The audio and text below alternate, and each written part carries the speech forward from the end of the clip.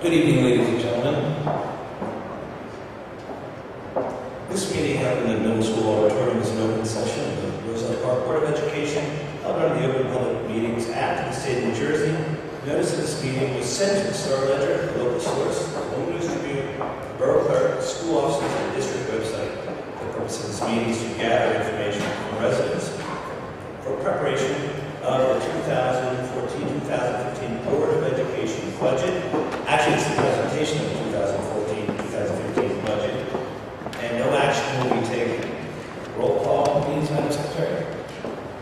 President Miller. Here. Vice President Sokol. Here. Mr. Balaban. Mr. Bruckenstein. Mr. Dan. Here. Mr. Gerton. Here. Mr. Harms. Mr. Nelson. Here. Mr. Vito. We have a quorum. Thank you, Madam Secretary. Please stand for the flag salute. I pledge allegiance to the flag of the United States of America and to the republic for which it stands, one nation, under God, indivisible, with liberty and justice for all.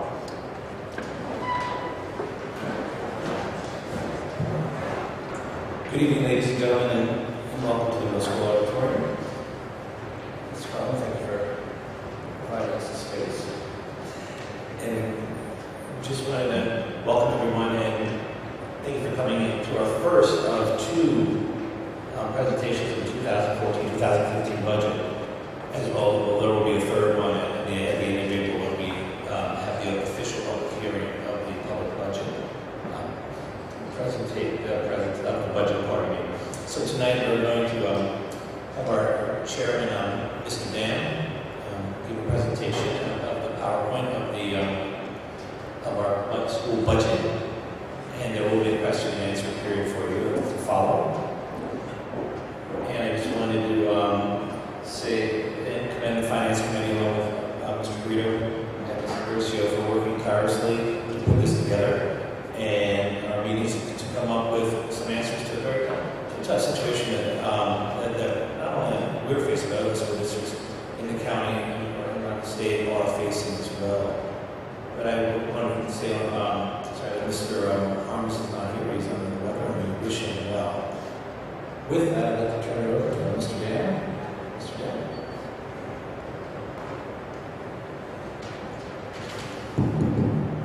Thank you. Just like to thank everybody for coming out tonight. I'd also like to thank the people that helped with our budget workshop. Scott, Warren, Mr. Miller, Pedro, and Sue. It was really nice working with them. We had many meetings. There was lots of tough decisions, hopefully tonight. We'll see the fruits of our work. All right, first I'd like to say that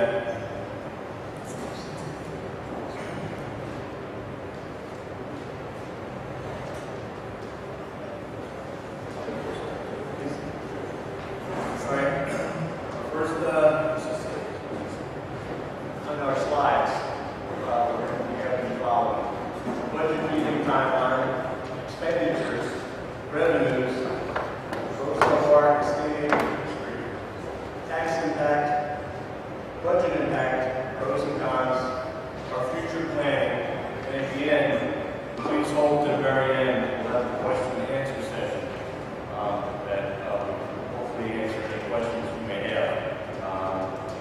Mr. Rito will also speak at the end.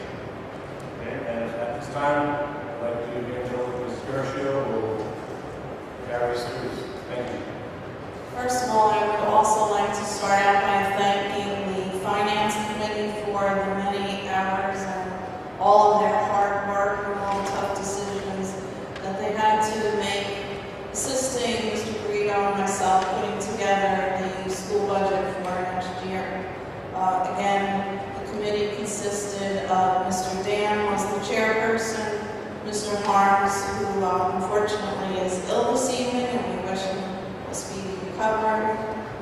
Mr. Nelson was also part of the committee, and certainly President Miller, who also attended all of our meetings. Again, thank you for your work.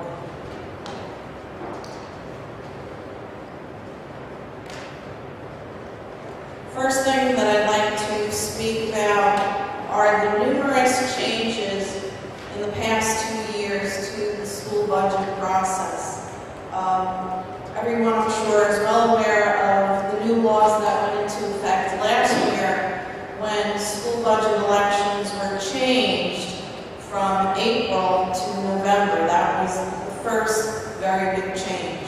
Along with that came the fact that school budgets no longer had to be voted on by the community as long as you stayed within the 2% cap regulations determined by state law. Then this year, there was one more change, somewhat added to the confusion. There was new legislation that was passed around the middle of January, which changed the timeline, giving school districts a lot more time to work on preparation of their budget. If you notice in this particular slide, we started our first committee meeting back in January 27th. We had several other meetings after that. You recall Governor Christie gave his usual state address on February 25th. The actual state aid figures then came out 2 days later, which then allowed the committee to reconvene at that particular time, knowing definitively what the state aid would be for the year to continue with our budget preparation. We met on March 18th, at which we adopted our tentative budget. Just for a little comparison to last year to illustrate how things have changed. Last year, we likewise heard the governor's address, got the state aid figures 2 days later on February 28th. But within 4 days, we then had to adopt our tentative budget. 2 weeks later, we had to have our public hearing. And 1 week after that, the final budget had to be adopted. So we were completely finished last year by March 28th. Well, timeline now has greatly changed. As you notice, tentative budget was approved, documents went to the county office, and our committee continued to meet.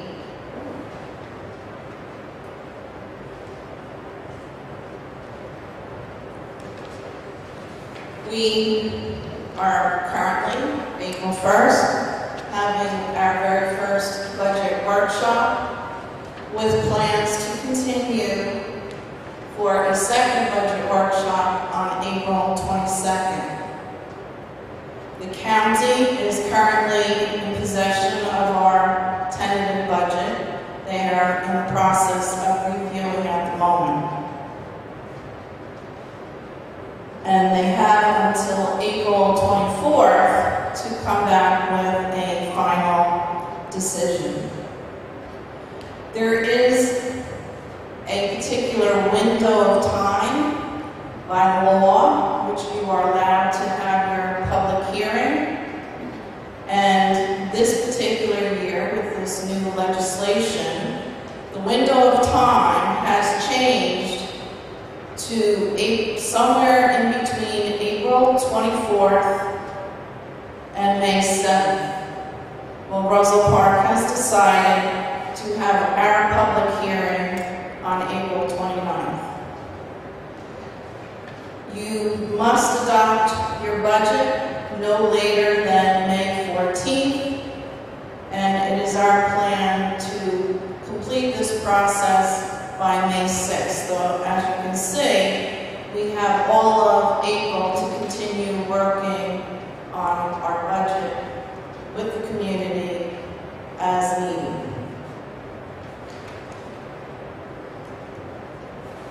Moving on from there, from the timeline, the committee first started by looking at our expenses, our expenditures.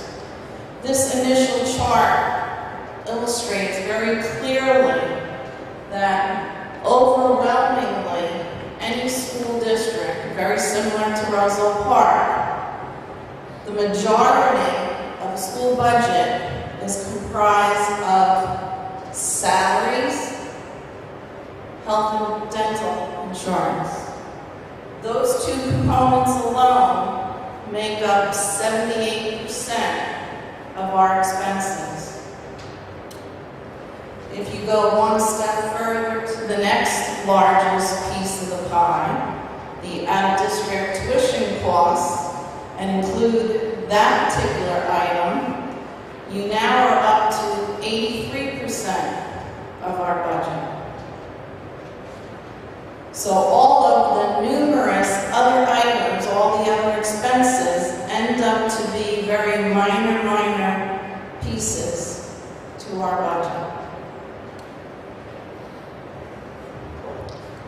With the next slide, if you will follow along with me, you'll see some more detailed explanation of the expenses.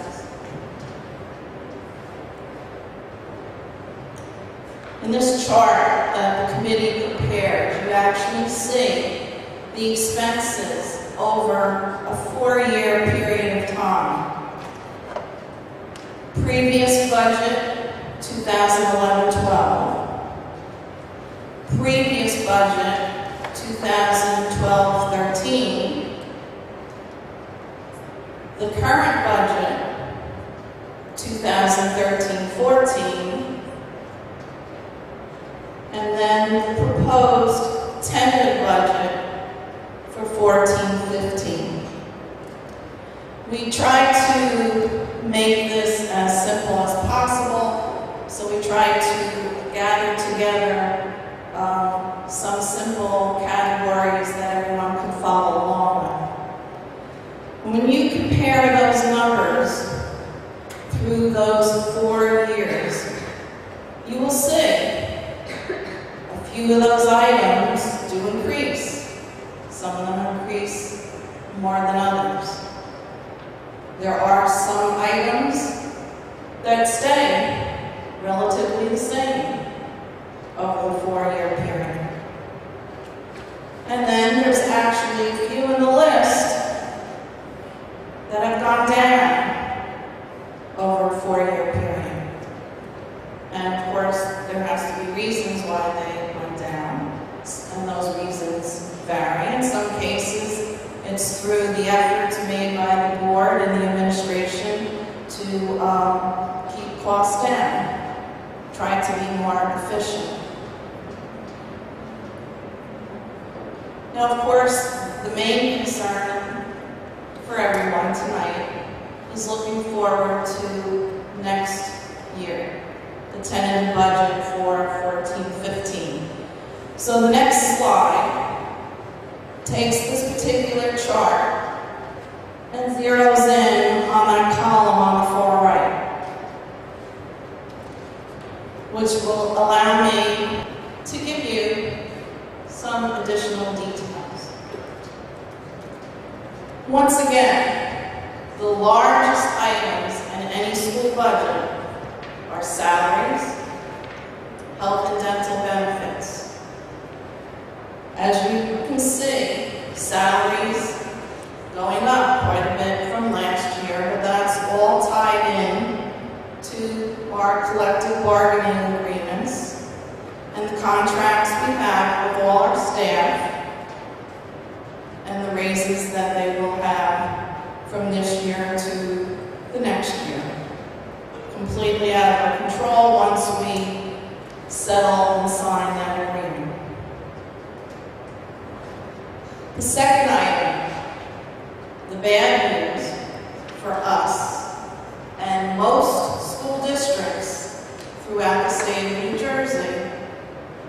is the anticipated increase in health and dental insurance. Our broker is reporting for Roselle Park an anticipated increase of at most 15%.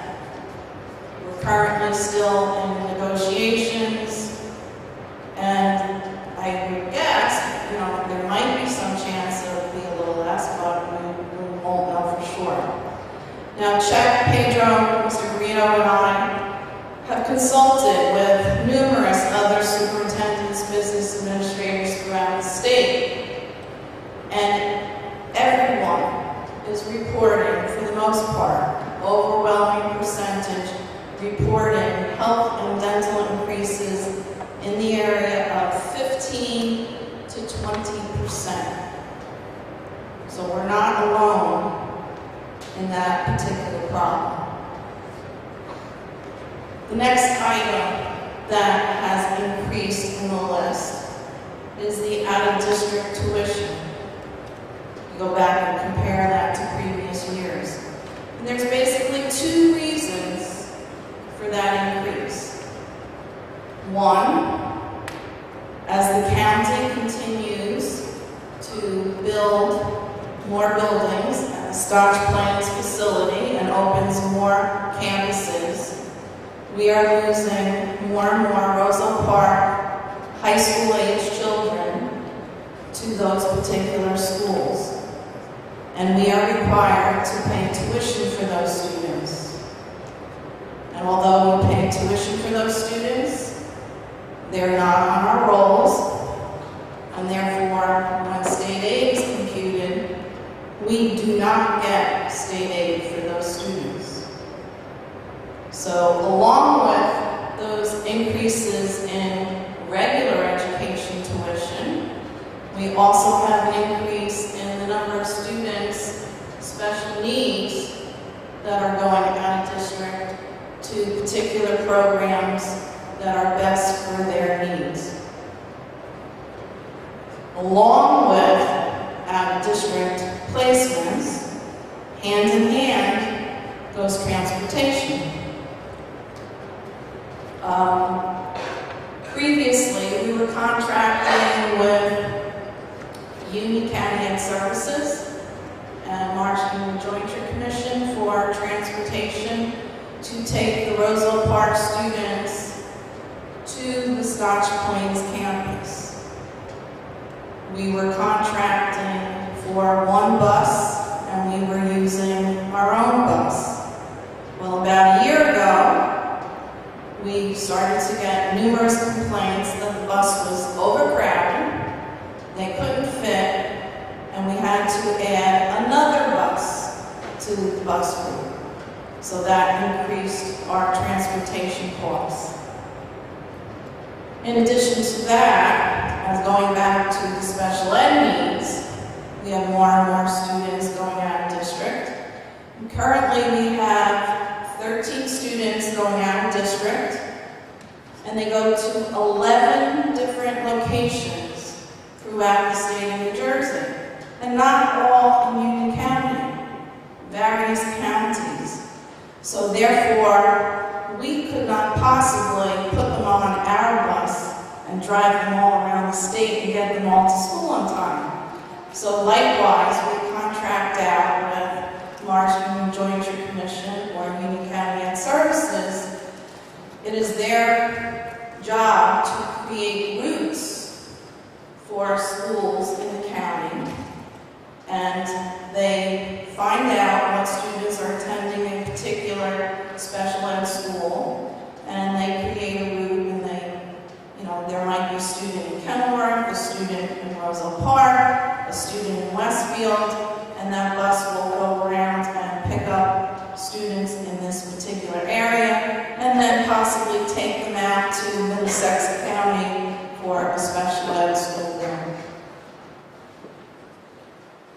The one other item, finally, in that long list that has gone up from last year significantly is the lease purchase item. We have planned to do another lease purchase, which is like a short-term loan, which you are then, of course, small loans, unfortunately, you're required to pay them back.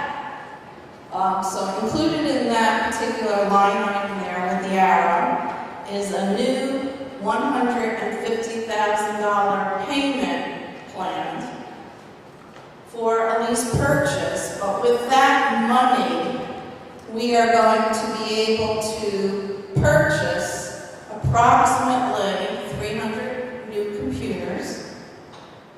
We are going to be purchasing new literacy textbooks for the school district in grades K through 8 to assist our new literacy drive.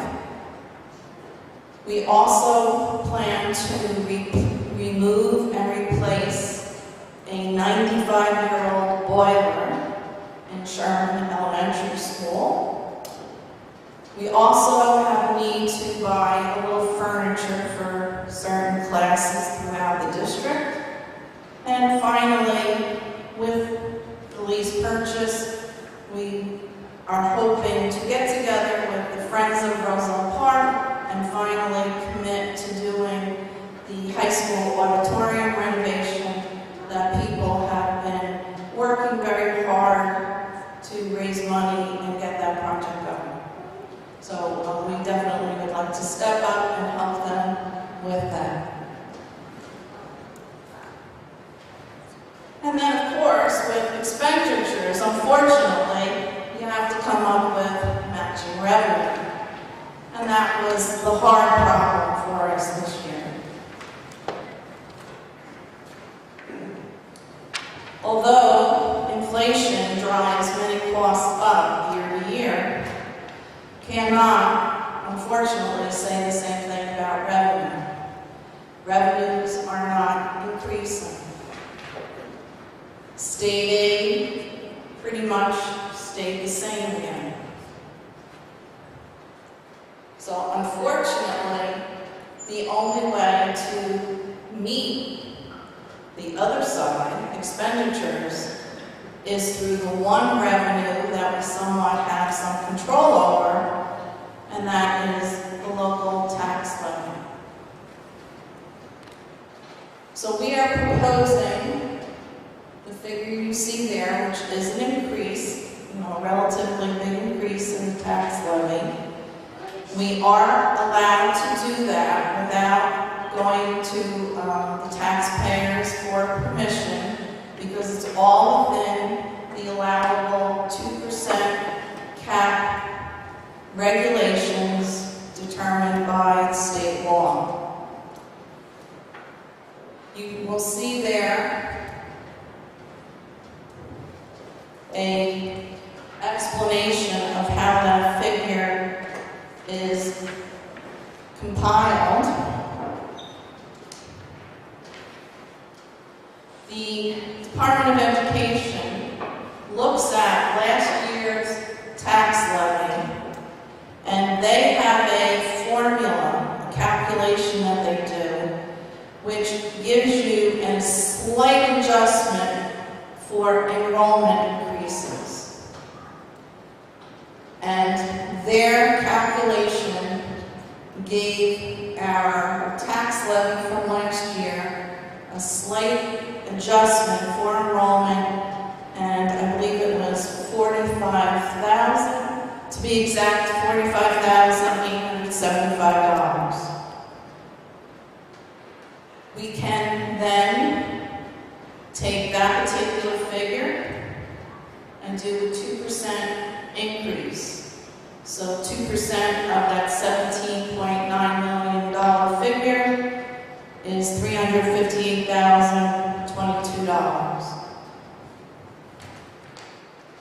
Then there are certain items that you are allowed to make a slight adjustment for.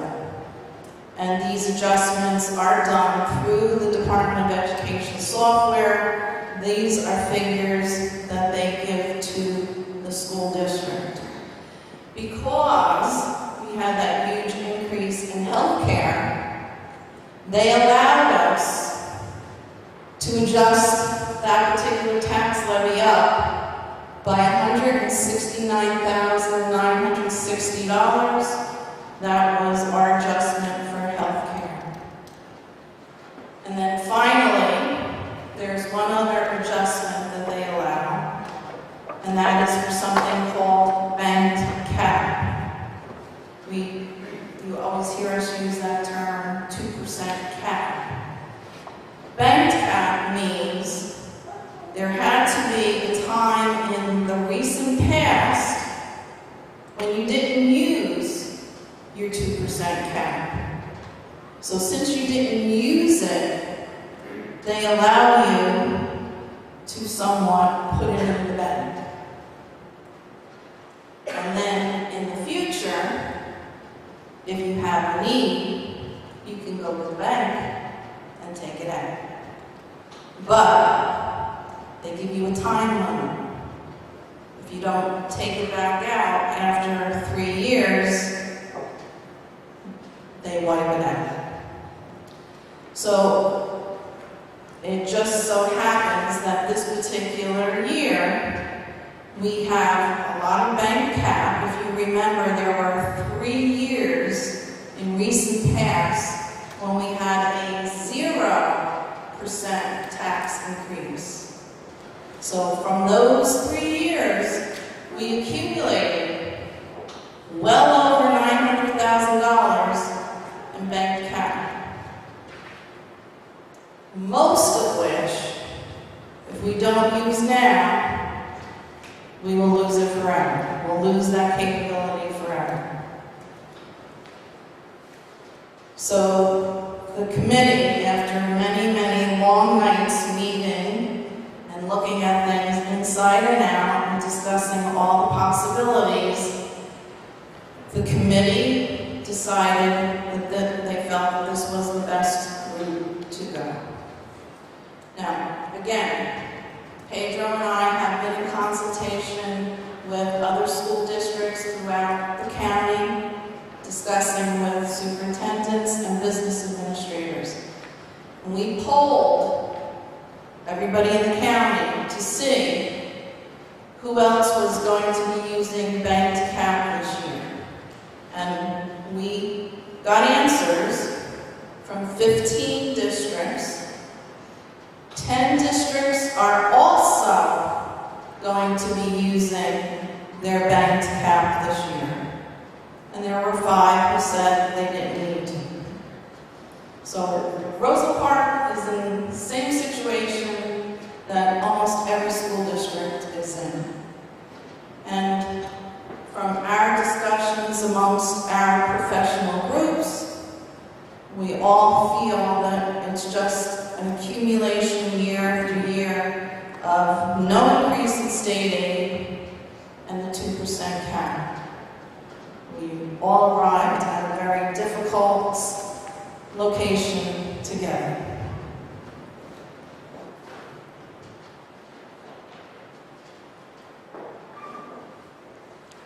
The next slide shows you state aid figures from the past 12 years.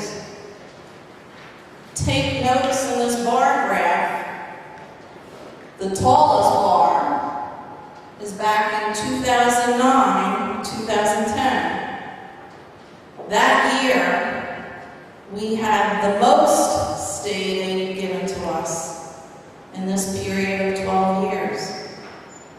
That was the year before Governor Christie came into office. Notice the adjacent bar to the right, 2010, 2011, drops off drastically. That was the year Roselle Park, along with many other districts throughout the state of New Jersey, but for us, it was a loss of $1.4 million. Although salaries were going up, utilities were going up, inflation curves like usual, but we lost $1.4 million in state aid. It was devastating to the district, and that was the point in time when we had the, unfortunately, to cut a large amount of staff. In fact, you'll see on the next slide, we had to cut 35 and a half positions from the district. Notice state aid since 2010-11 has gone up a little, but even looking forward to the next year, 14-15, we are still not back to the same figure we had in 2009-2010.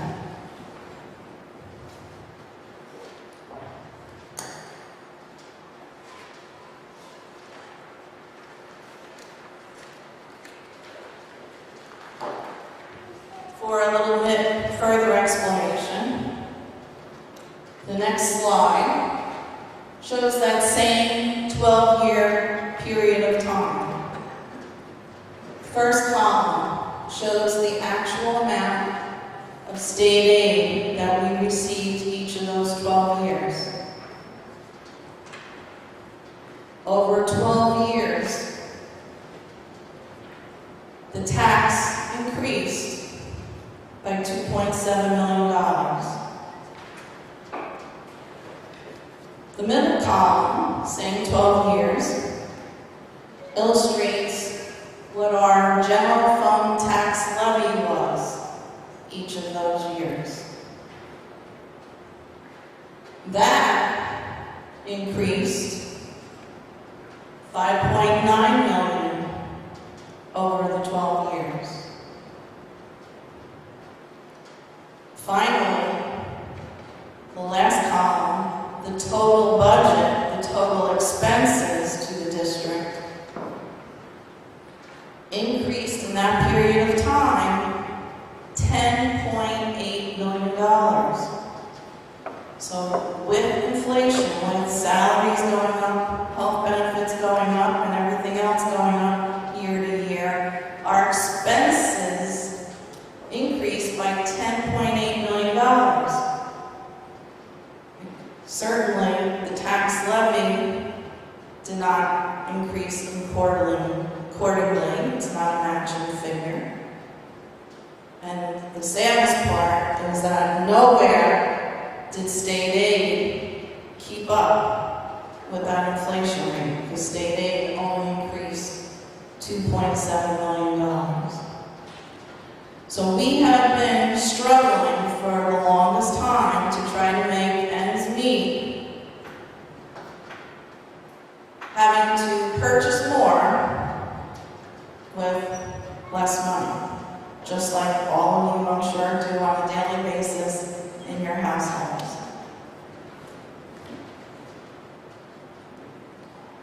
And notice on this slide, I also mentioned once again that when we lost that state aid, we had to eliminate 35 and a half positions.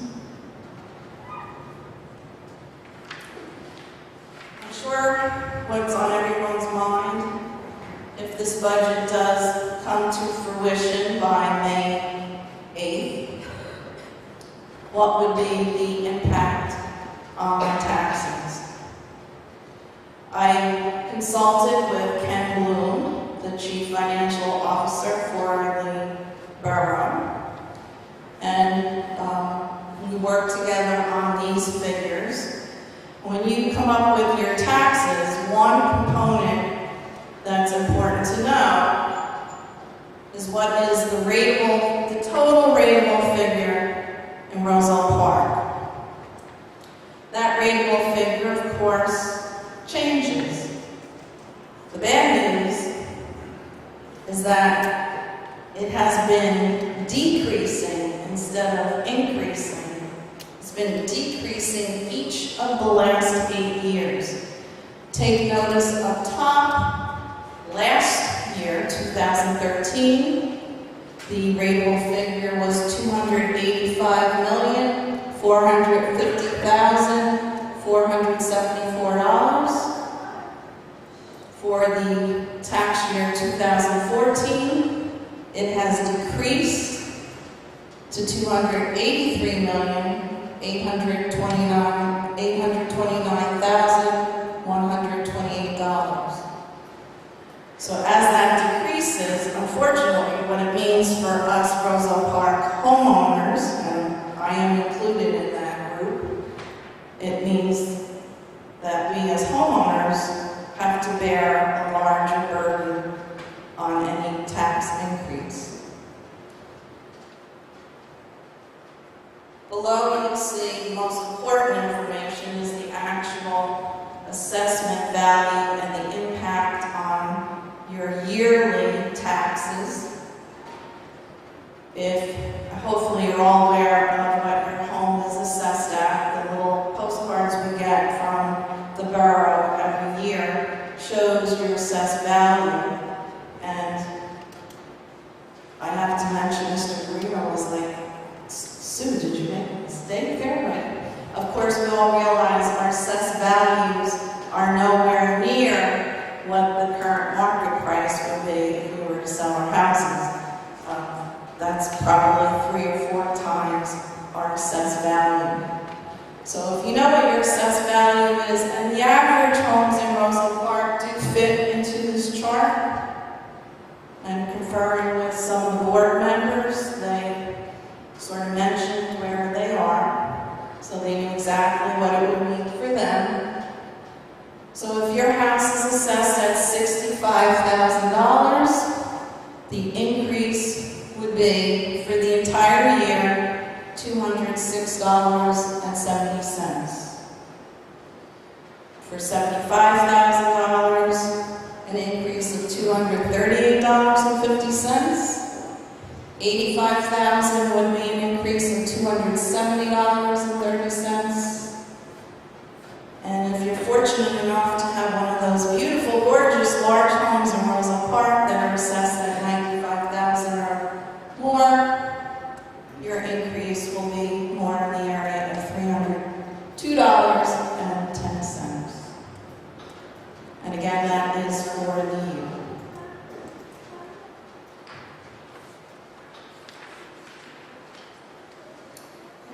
So, what does this mean? Well, I'm going to now turn it over to the superintendent, Mr. Guerrero, to somewhat talk about the pros and cons of the budget and future plans. And once he's finished, then we'll proceed to questions, comments, suggestions, etc. Thank you, Mrs. Gershel. I would like to thank everyone for coming out and becoming informed citizens of what it means to have a school budget. I want to thank Mrs. Gershel. I think she did a wonderful job, and she's done a wonderful job in preparing our budget. It's not an easy thing. I want to thank the Finance Committee, Mr. Dan, Chairperson. It hasn't been easy. We've met several times. There have been times that we've been in the board office to 10 to 30 at night, which demonstrates to me and demonstrates to you that we have a board that is not only being responsible, but also being committed to the education of the children of Roselle Park. When I first came and interviewed for this position as superintendent, I asked the Board of Education to work with me. To work with me on a vision that would drive the district to great success, to also make sure that our children get the education that they rightfully deserve. And I knew there would be challenges, and I spoke to them. They did tell me that there were many wealthy citizens in Roselle Park that will donate a lot of money, so I don't know. But anyway, I know and I knew that there will be many, many challenges ahead for us. And we're not alone. Many districts are facing the same exact thing right now that we're facing. And the board has the responsibility, obviously, to the taxpayers, but the biggest responsibility is to the commitment of our students. And I want to thank them for approving the tentative budget. Because, again, is not an easy thing when we're talking about money and raising some taxes and doing some of the things that we have to do to educate our children. What are some of the pros for the approval of the budget? Well, we have many wonderful programs for our students. Art, music, we have the sports programs, we have after-school academic programs, we have programs within the school day, STEM, SAT classes, many programs that they may not be advertised, but they're there for your children, and they're really getting a lot out of these programs. We can maintain those current programs. We may not see them, but they're there, and they're being very successful. We can maintain the current class sizes. If we cut the budget, and I don't know how many of you experienced what happened 5-6 years ago when Governor Christie decided to cut the budget of the state aid. And in Roselle Park, 35.5 staff had to be cut. From teachers to paraprofessionals to coaches, it went right down the list. Administrators, it really shortchanged students' education. And we all felt it. Whether you live in northern New Jersey, central, or southern New Jersey, we all felt it. Well, we can maintain the class sizes that we have now. Some of them, in my opinion, are too high. I would love to see class sizes at 20 or below in every grade level. Statistics and research shows that when you have small class sizes, that's when children learn best. However, budget has to do with that. If we prove to maintain this budget, we will maintain class sizes at least bearable and where we can have success with our students. Full-day kindergarten is something that I know when we surveyed the community and the parents during our strategic planning, the beginning of strategic planning, that was one of the things that was one of the biggest go-getters, that we implement the full-day kindergarten. There's research after research after research that shows that having a full-day kindergarten, okay, has a great impact on children's long-term learning and success. There's no argument with that. The research shows that day after day. Every time I read an article, it shows it. Not only that, officials at the state level tells us that in order to meet the Common Core standards, which is something that we have right now in the state of New Jersey, we cannot meet the standards without a full-day kindergarten. So that's something else that we would like to continue to prepare for. Computers, technology. We have a test that begins, it's being piloted right now, begins next year, fully implemented, that is all on computers. We cannot do away with that. It is mandated. We know how important technology is to drive instruction. We can add computers and technology in the classroom if we maintain the budget and we pass and approve the budget. We can upgrade the high school auditorium. That was another high survey ticket area or item. Because we know, we just had a play, a high school play, a musical, okay, we know the condition of that auditorium. Our students, our community deserve to have a nice, very professional looking auditorium. We cannot do that if the budget is not approved. Replacement of the boiler. We have a 95-year-old boiler in one of the elementary schools, Sherman. I don't know, but I've heard that was out more than the cat's 9 lives, that boiler. 95 years old. We need to replace that. The last thing we want, we're working on one boiler right now, is in the middle of the winter months for that boiler to stop working? Where do we put our students? When do we educate them? And when is it going to happen? In the middle of the winter. We need water. The K-12 literacy program, we are planning on adopting a balanced literacy program in K through 8 and also move it up to the middle school. This requires us to purchase resources, textbooks, to make sure that we're successful in this initiative. It's very important. Literacy and language arts, we need to work on this. Classroom furniture. We cannot furnish the kindergarten classes. We cannot furniture some of the other rooms that are in desperate need of furniture if we do not approve this budget. So these are your items for approving the budget. And again, during our finance committee meetings, we discussed this, and it was clear to the committee and to Mrs. Gershon and to me that without the approval, we cannot provide an effective and efficient education to our students. What are the results of the budget disapproval? Well, we will have to cut programs. We cut them 6 years ago. We know the impact. We know the impact that any cuts in programs can do to children. They would not have the same opportunities that children in other districts would have. Forget your test prep, your academic programs, your STEM programs, your robotics. Forget all these things. Forget your art and music. We cannot if we don't have this budget. Reduction of staff. Possibly one per grade level.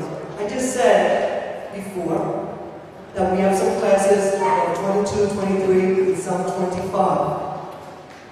This will increase class sizes to at least 30, if not more.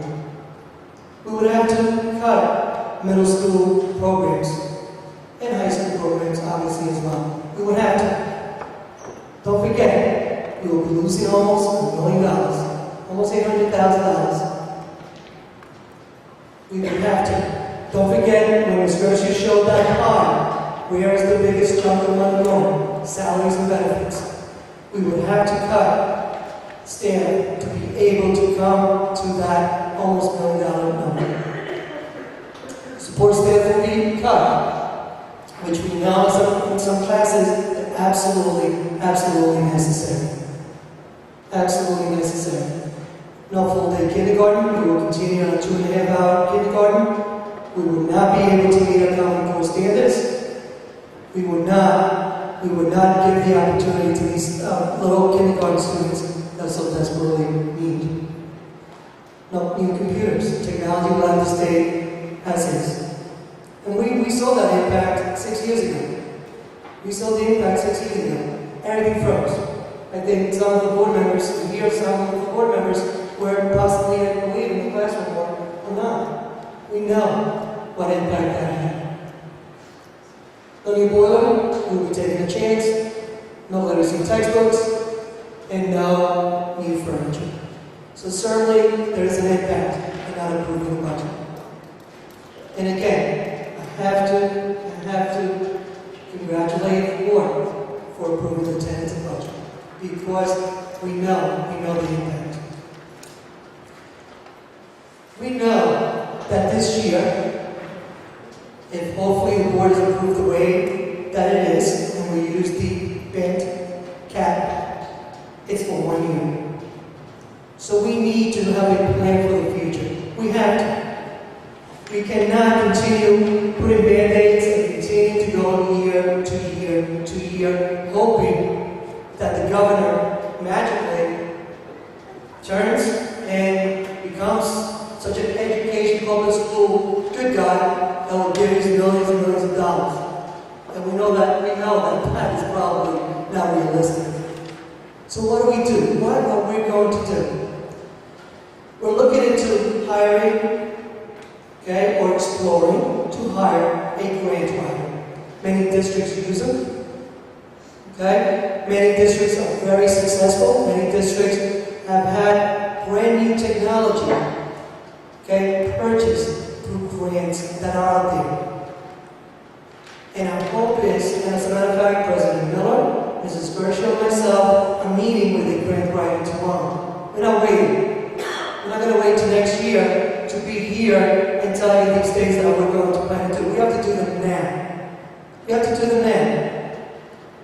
And we're going to speak to the grant writer. We're going to explore what they can do for us. And we will hopefully have a presentation on one of the future board meetings. So the public can also see what we can do with the grant writer. But that, again, is something that we're looking into. We want to investigate all the facilities for expansion, and I'll explain that a little bit more. We have many new initiatives here, and we lose many students. And this is one of the first things that I heard when I came to the district. We're losing a top 20% of our class to some of the academies and some of those magnet schools that are out there. Well, I would love to bring them in and offer them the same type of programs that they have out there, but we need the facilities to run these programs. We started already with some of those STEM programs, Sci-Tech program. Okay? We've had a large application process. We're very limited in some of the space that we have.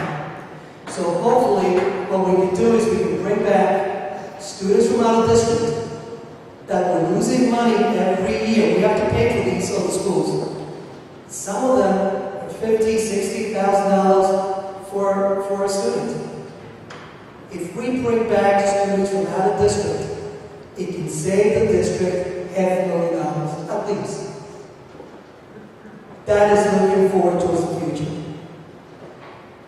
By the same token, bringing back students can reduce the transportation costs, because transportation costs go up every single year. Gas prices go up, guess what? We have to pay for that. And we have students, as the special said before, that go to several different areas around the state. We cannot, and the transportation goes higher and higher. So our hope is, if we can bring students back, we don't have to transport them. So right there, we don't need as much in terms of transportation.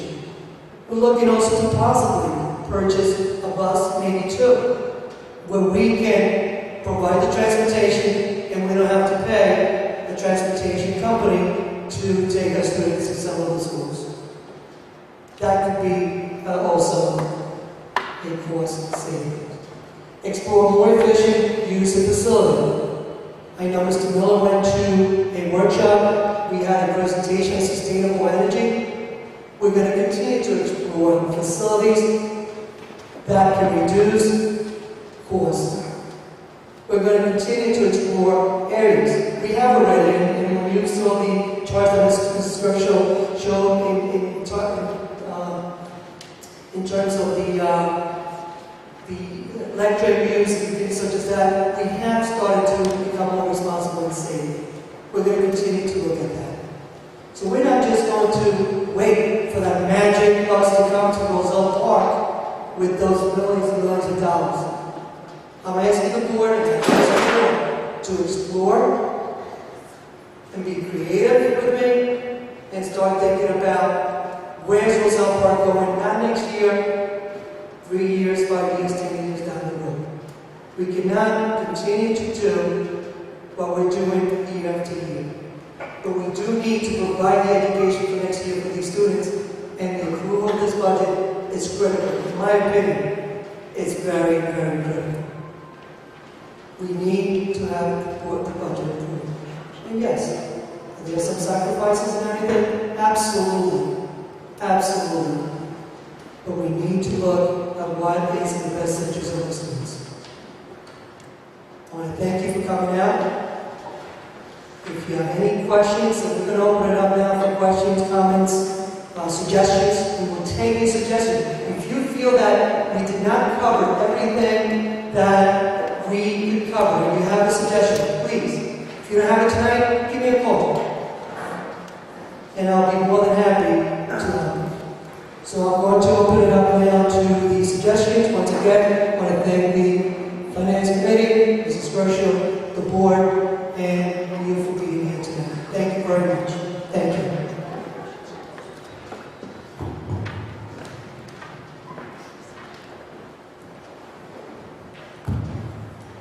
Thank you, Mr. Rito. Mr. Rito said if anyone has any questions or answers, questions or comments, please come forward, state your name and address, and speak on what you'd like.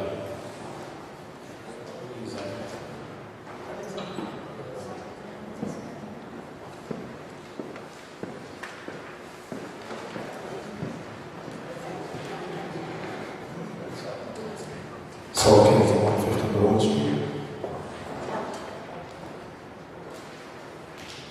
I'm just basing my questions on the slide presentation.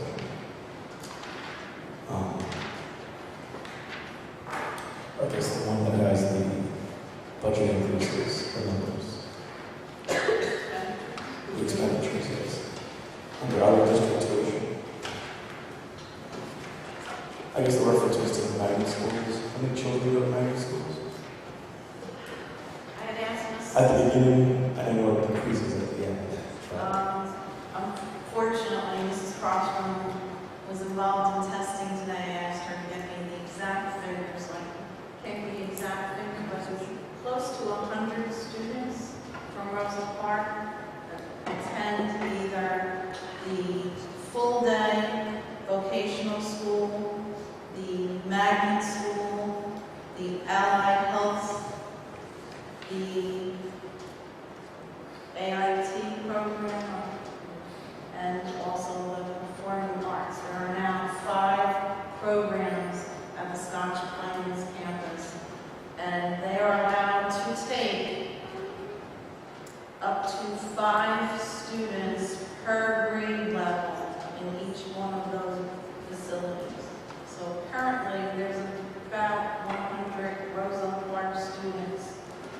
And the one thing I did look at, Saul, today to bring to the presentation, we are currently spending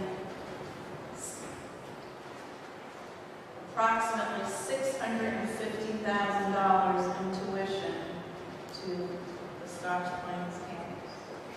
So the remainder of that, and the reason I ask is because The remainder of that would be tuitions that are paid for special needs students. the district can't adequately, legally, or by statute, cannot adequately provide education for a certain child. Do service that's needed. Exhausting their needs and requests by parents to send them to a particular program. Those programs can cost as much as $100,000 per student. Right, but that's because your child has severe disability. Correct. That's You're right. absolutely Right. correct. Right. Yes. Okay. I just want to be sure of that because I recall the magnet, and there was this whole calculation. It was 2% out of the total number of children. It was like a weird combination, so I'm wondering where the 500 class level came from. Because I remember when I read it. Well, we do not Oh. currently have 5 per grade level. That's when we would max out. If we sent 5 per grade level, that would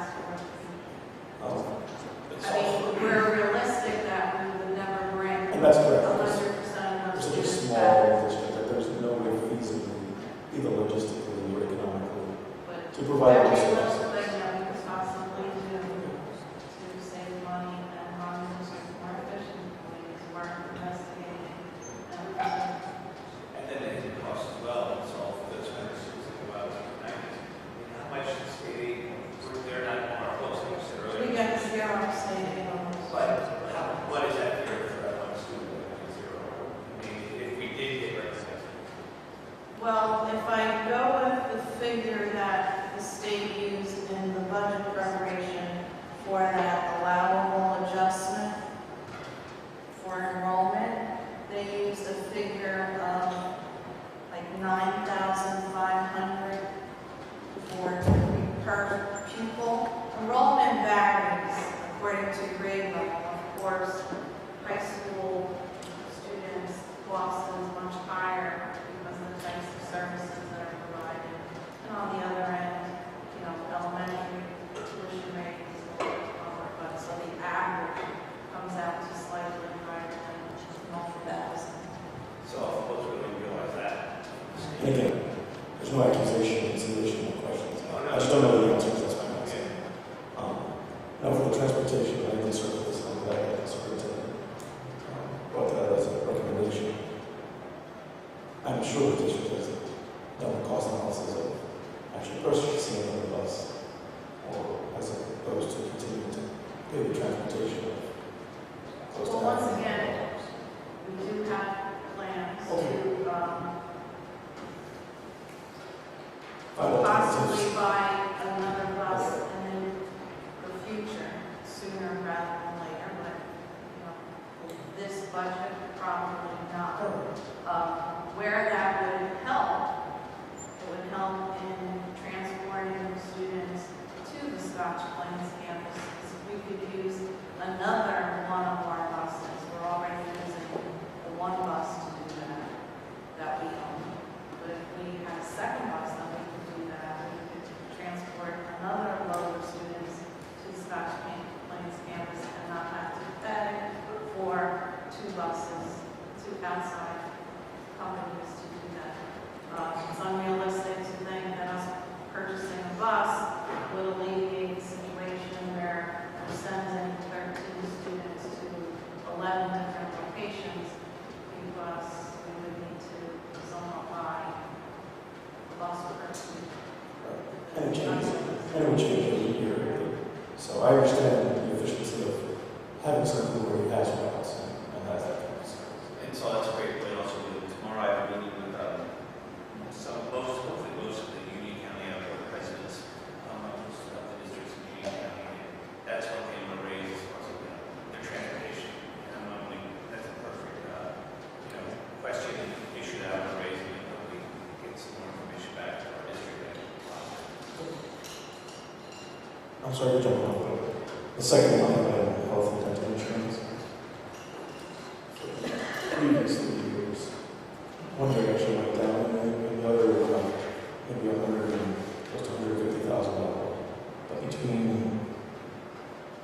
this school year and the next school year, it's going to go up close to $600,000. And you and others could be referring to the anticipated, but I don't know why that is. Like, why is that such a big jump?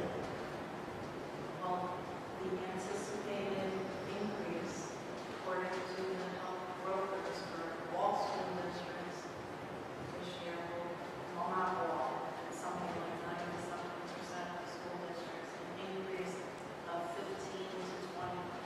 We're not alone in getting that kind of information from our health broker.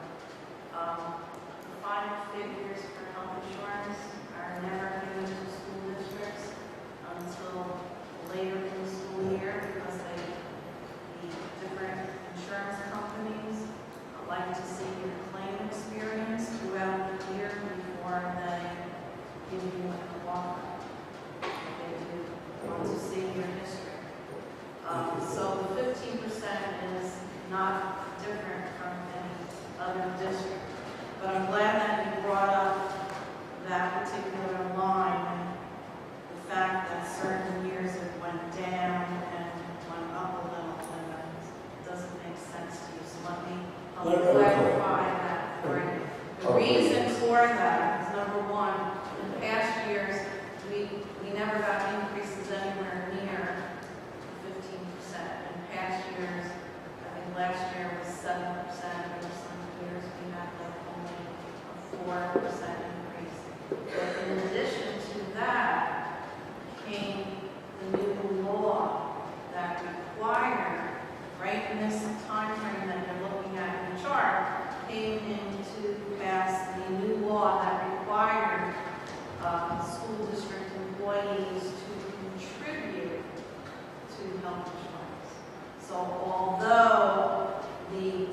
cost of insurance went up, the fact that staff was now contributing is somewhat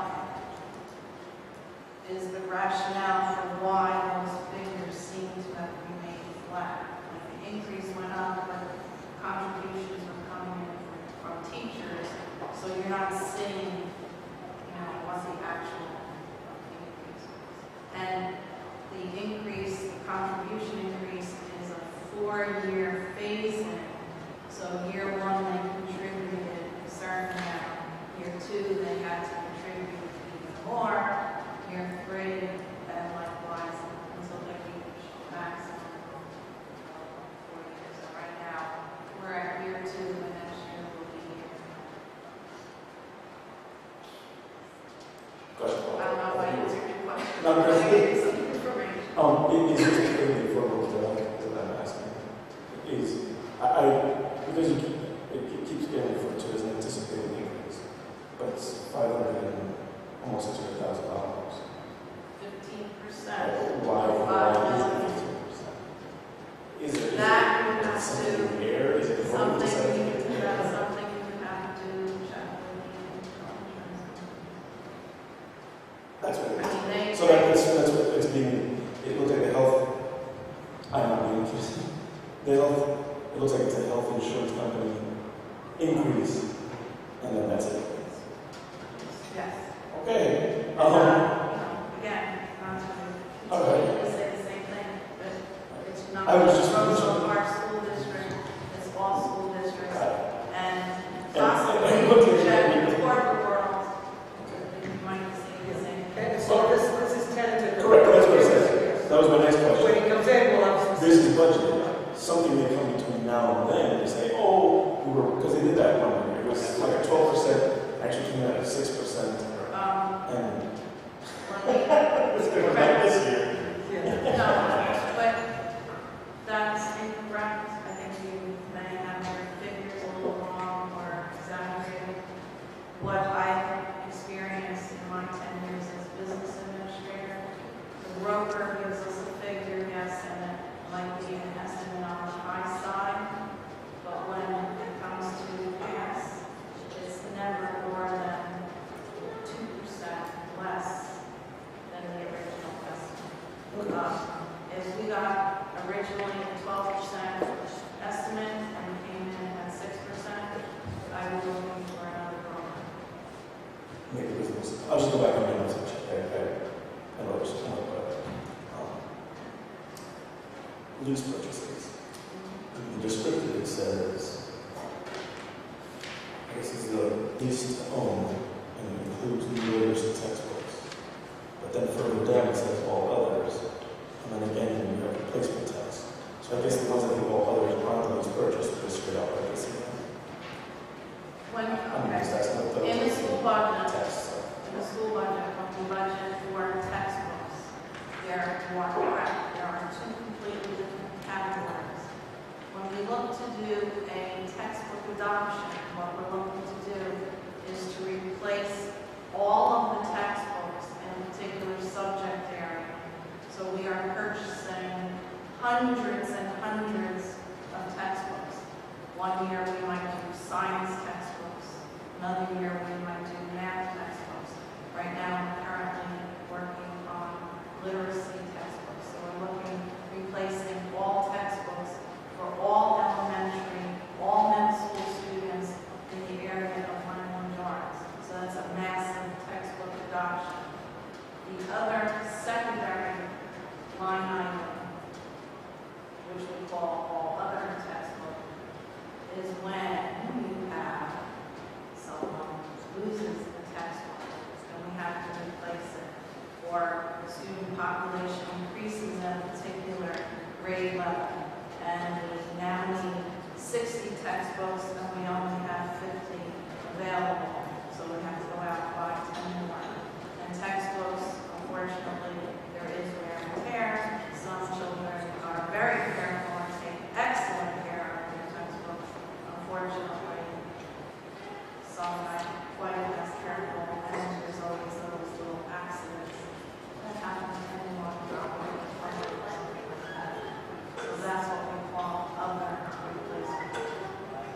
combining a few here and there in various subjects wherever they're needed. I know this is like pennies.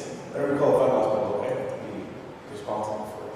Is that still? We do have fines, but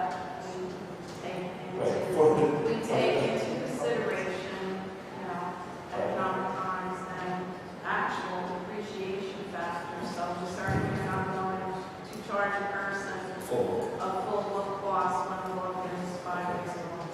All right. For the free computer purchases, is this through a co-op system? Is it through just a vendor? Is it through a Just bidding like process? just as any other large purchase in the school district, we are bound by school purchasing law. So something of that quantity and price tag, we would have only two options. We would either have to go out to bid, or we would have to buy through a pre-approved state contractor. The next page for the revenue. Says the adjustments for that capital scope. Thank you very much. That's a nice clarification of what it is. But you said it's a total of about 900,000. So I guess whatever the remaining is left for subsequent years with that 3-year gap. You might want to store this another way. The part that remains, because you're absolutely very student, you are listening to the student.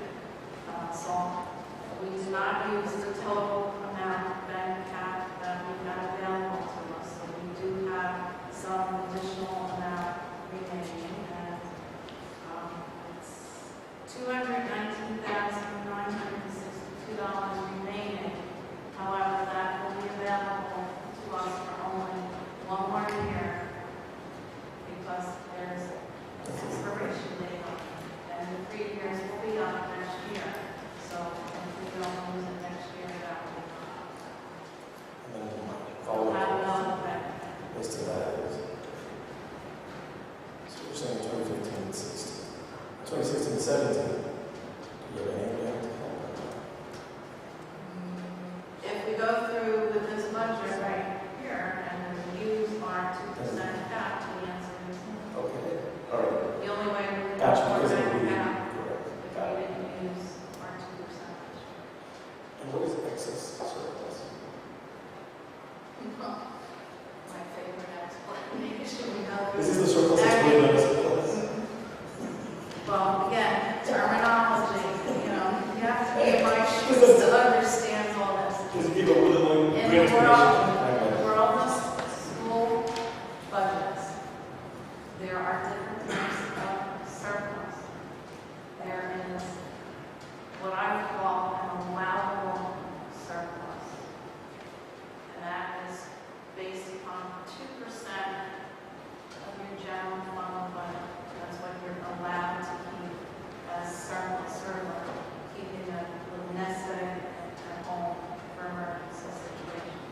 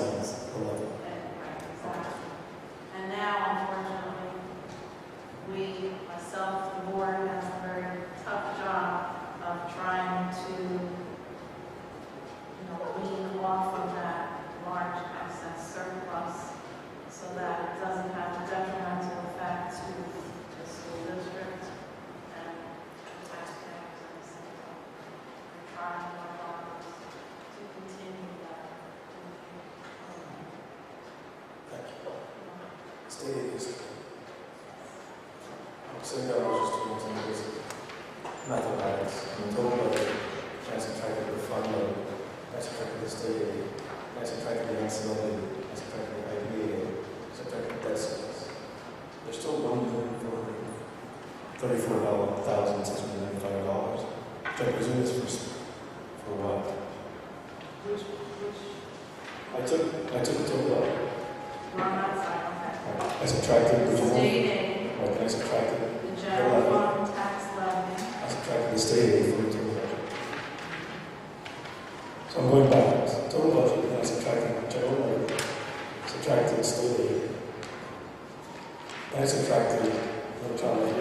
It's fine, put that note on the side so that we knew very sharp people were going to quickly pick up that those figures did not add up. Well, right, and I did subtract. Because there were a I couple did of subtract other this as well. items, so we may not have included all of the items. I'm just wondering where we're $1,400,000.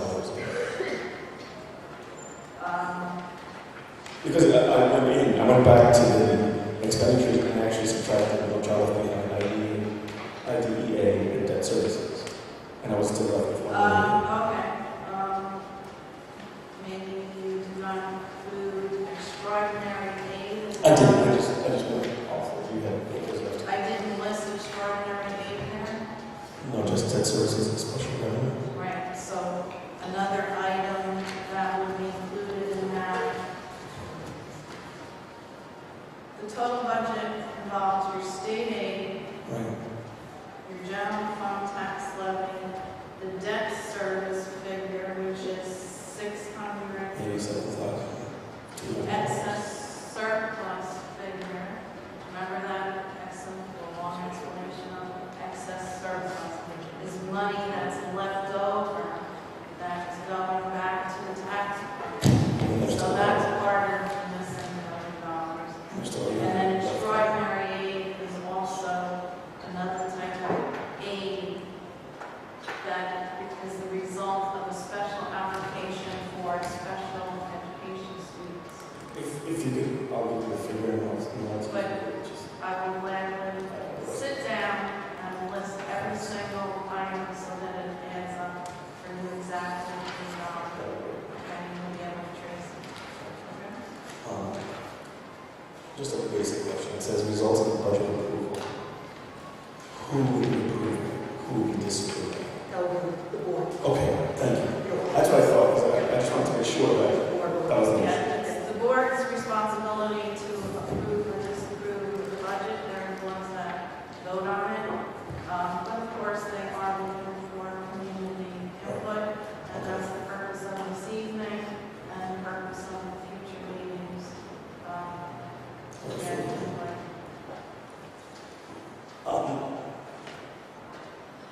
In case there is a huge amount of people That would be great. who are dissatisfied That would be pretty cool. with Could you not do the budget. walk it anyway. For the future plan savings, I do know that the municipality itself is investigating hiring. So I don't know if the school has, Shared service sounds like a great plan. because then you would have someone who, for such a small, especially for such a small town. So I've spoken to Okay. Mayor Carty Okay. as well as one of the councilmen about possibly share service with the grant money. Right, because That makes sense. they've been looking for one. Yes. So after our plan meeting, I will definitely share the information. Investigate other facilities for expansion. And I guess this is for the outfit. Okay. First, where in the budget would the, I know there's one line item that says full day dinner services on it. So, our What are the salary, costs, yes. what are the What would the costs? anticipated for Yes. the added costs for the full day kindergarten would be some minor renovation to existing rooms in the school building. So, and I mean minor, so, a few $1,000s worth of renovation.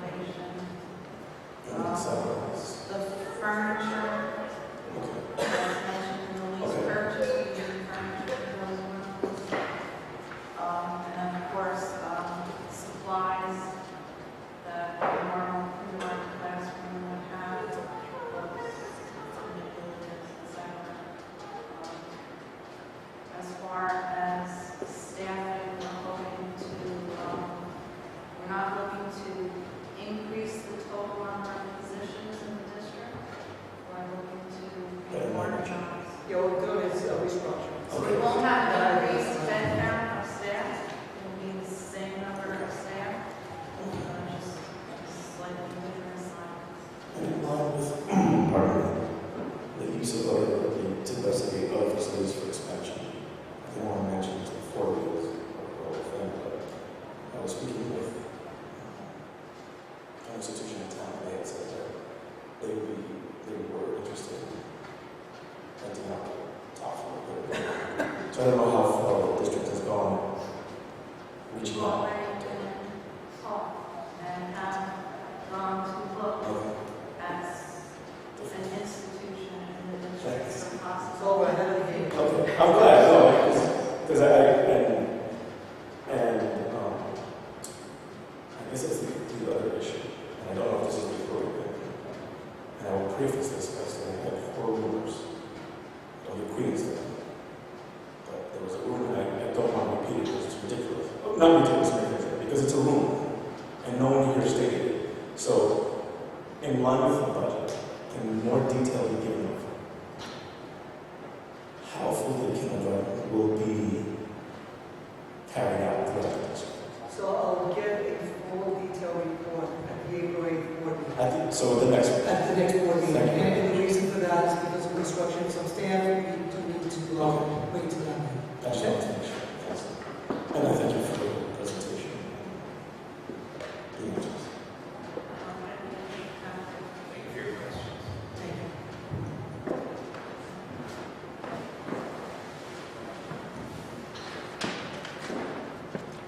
Hello, Jody Foy, 429 Seton Avenue. I feel like I'm in Miss Garcia's honors calculus class back in high school. Ball and one person. We were both very young then. I just wanted to urge the board, and if you could pass this on to the rest of the board members, to approve the budget. I feel that the programs that we have, both as a teacher in town and as a parent in town, these are critical programs. My son Jared's in 4th grade, he's in a class of 25. My daughter Hannah is in 1st grade, she's in a class of 24. To hear numbers of possibly 30 for next year, it's just not acceptable for elementary schools, any school, any class to be that high. Just in terms of computers and literacy books, we are in need of all of these programs. So both as a parent and as a teacher, I do urge the board to approve the budget. And you have the support of many of the parents in town. Thank you.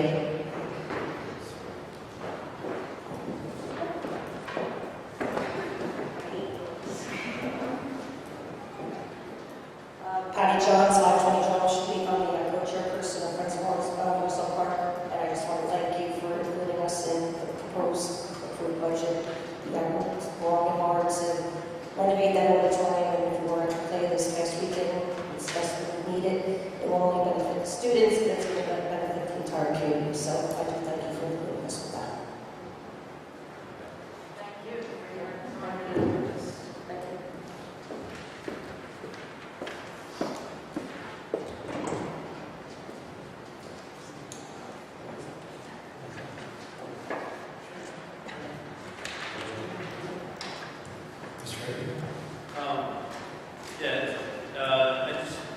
Excellent presentation, Mr. Michelle. I appreciate you going through the numbers for us. I just want to ask one question. As far as, we have some constants in our expenditures that are non-discretionary, for salaries, healthcare, and also our flanking unemployment, typical taxes in the district.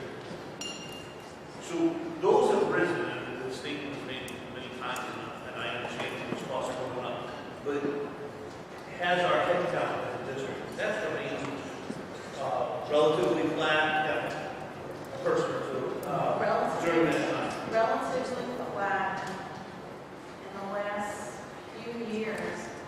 The only time a position has been added has mostly been in the area of special education, because we have students with particular needs that possibly we didn't have before, and we were paying astronomical amount of money to outside contracted services to provide those services.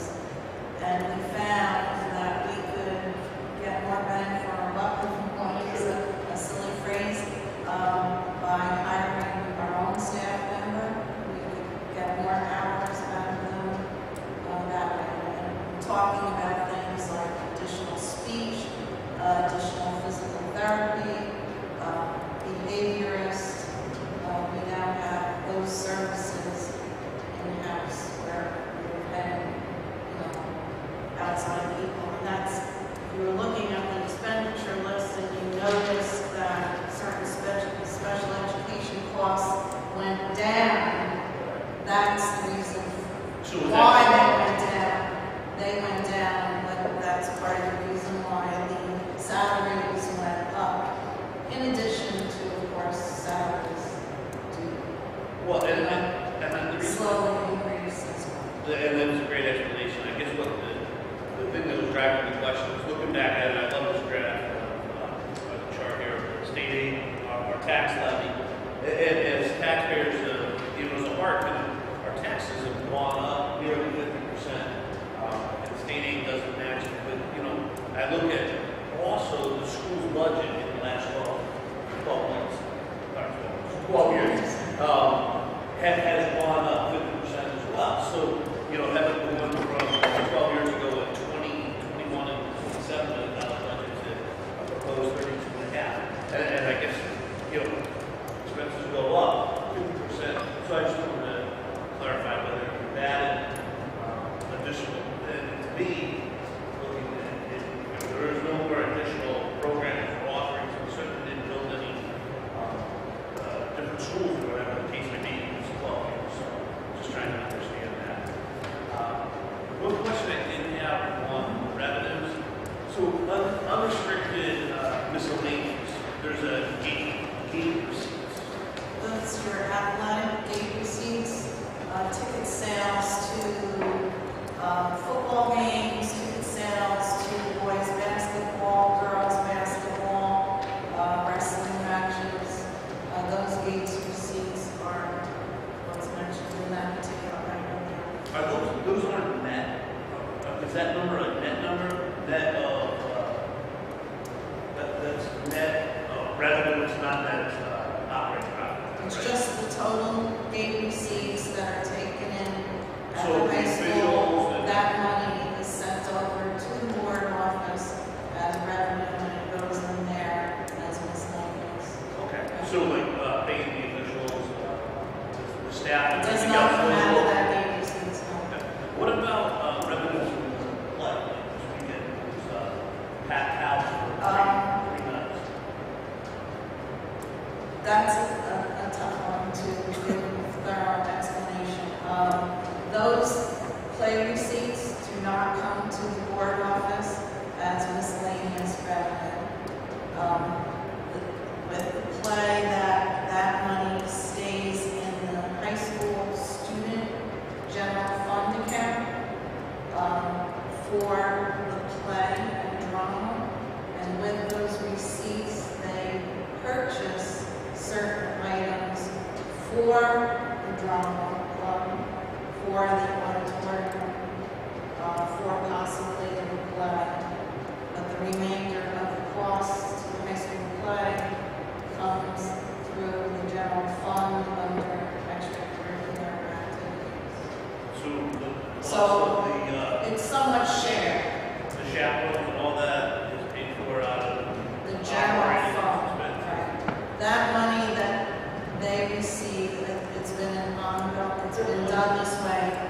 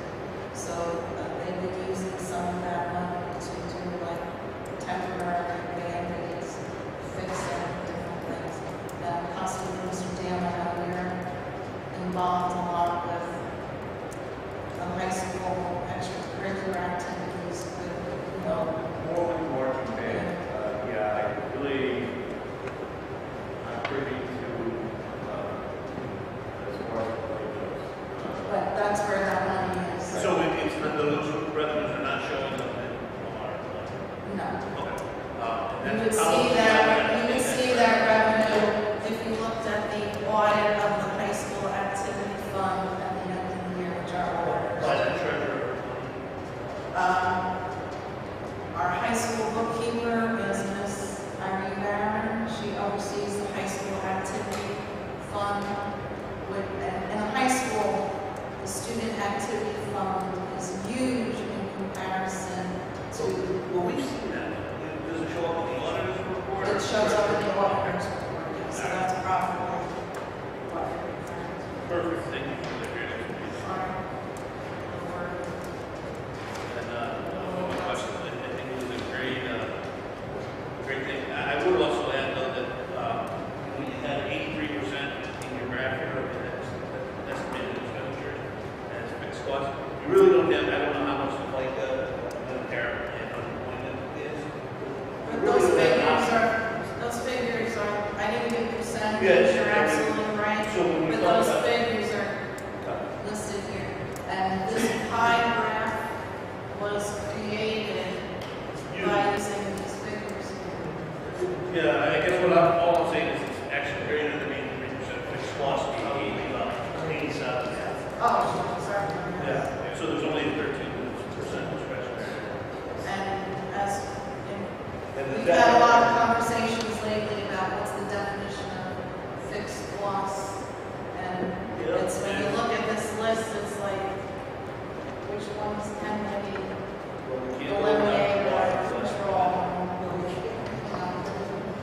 We don't have too much control on any of the items in this list.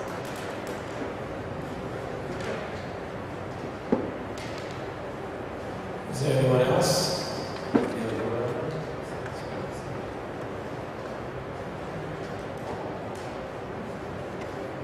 CV 315 second. I have a question about the physical magnet school, relatively new to the town. All we keep hearing is magnet school, magnet school, magnet school. Does Union County have this problem in general, or is it just Roselle Park? It's a problem in general for the county.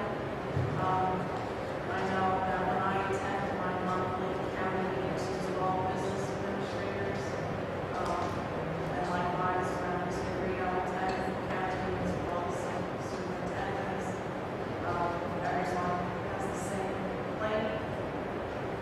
When we're sitting in our seats, that we're losing students to the county, we're paying tuition, we're paying transportation, and they get to see it. So it's been an ongoing battle for years, ever since the first building was built.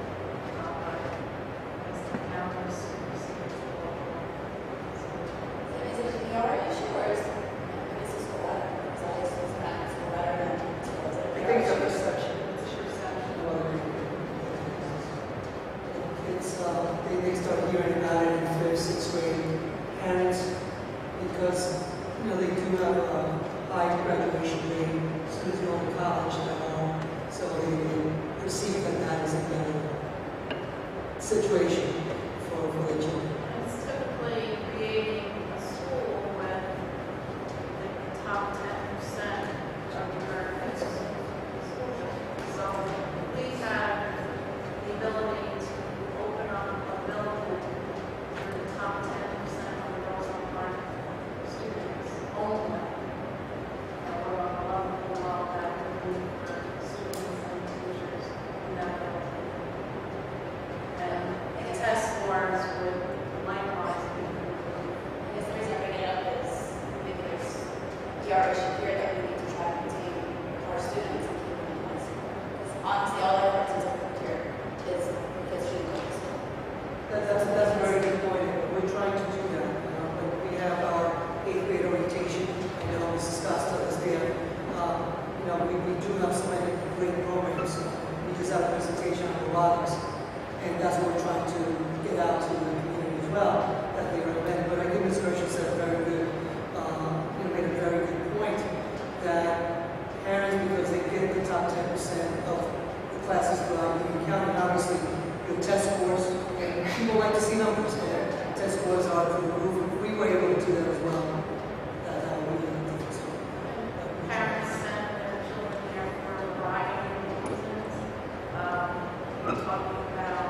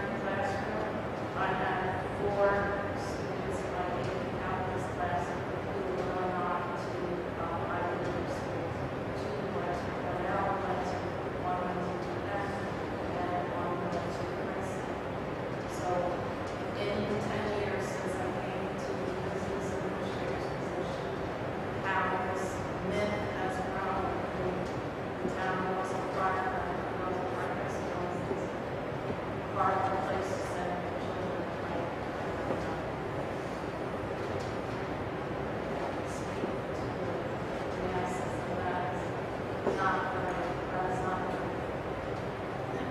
one way to dispel those myths also is to bust those myths is communication. Like we did the other board meeting at Sherman School, the robotics club with Mr. Jameson Chin, with Ms. Costas' blessing and Mrs. Christensen's agreement as well came in and displayed for the children the robot that they had in the South Brunswick robotics competition. And through communication, that can dispel a lot of myths, windows, rumors, whatever flies around.